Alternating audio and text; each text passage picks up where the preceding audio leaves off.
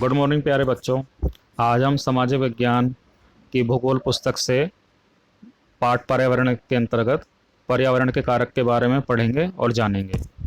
देखिए, पर्यावरण के बारे में हम पहले पढ़ चुके हैं और आज हम उसके आगे पर्यावरण के कारक के बारे में जानेंगे। तो देखो, पर्यावरण दरअसल है क्या? किसी भी जीवित प्राणी के चारों ओर पाए जाने वाले लोग, स्थान, वस्तुएं और प्रकृति को हम पर्यावरण कहते हैं। इसमें प्राकृतिक, मानव निर्मित और मानव तीनों शामिल होते हैं। भूमि, जल, वायु, पेड़, जीव जंतु मिलकर प्राकृतिक पर्यावरण बनाते हैं। इनमें से कुछ जीवे होते हैं और कुछ अजीवे होते हैं।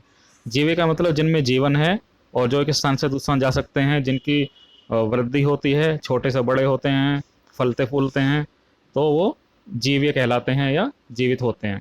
और कुछ अजीवे होते हैं जिनमें जान नहीं होती है, ना तो एक स्थान से दूसरे स्थान तक जा सकते हैं और ना ही उनमें किसी तरह की वृद्धि होती है, तो उन्हें अजीवीय कहा जाता है। अब पर्यावरण के कारक। पर्यावरण के जो कारक हैं उनको दो भागों में बांटा जा सकता है। पहला है जैविक कारक और दूसरा है अजैविक कारक।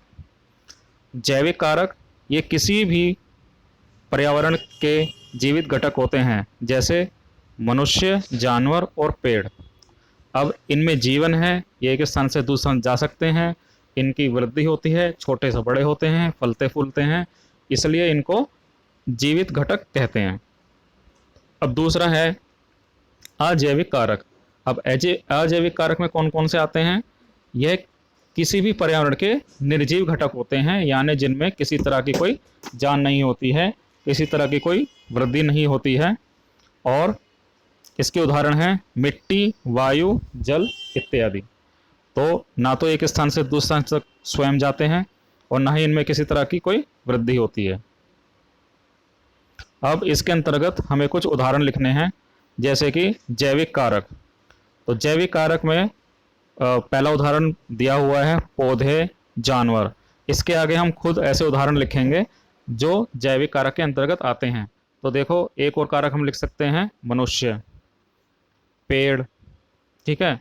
और कारक आप सोच के लिखेंगे जिनकी वृद्धि होती है या जो जीवित घटक के अंतर्गत आएंगे, ये आपको स्वयं करना है।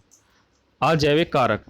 अजैविक कारक में जैसे कि भूमि है, उदाहरण दिया हुआ है, और हम इसमें क्या लिख सकते हैं? मिट्टी, वायु, जल इत्यादि। अब इसमें 3 प्रश्न जो हमें करने हैं उसके उदाहरण उसके अंतर्गत देखिए। पहला प्रश्न है जैव मंडल में दोनों शामिल हैं, कौन कौन से कारक शामिल हैं वो हमें लिखने हैं। तो कौन कौन से हैं कारक, ये हमने अभी पढ़ा है। पहला है जैविक कारक और दूसरा है अजैविक कारक। इन दोनों को हम नीचे यहाँ उत्तर के रूप में लिख देंगे। दूसरा प्रश्न, अजैविक कारक एक पारितंत्र के जीवित भागों को परिभाषित करता है। अब ये कथन सही है या गलत है, हमें ये बताना है। तो अगर कोई भी दिक्कत है, परेशानी है, तो हम दोबारा ऊपर जाके पढ़ेंगे और फिर उसे अच्छे समझेंगे।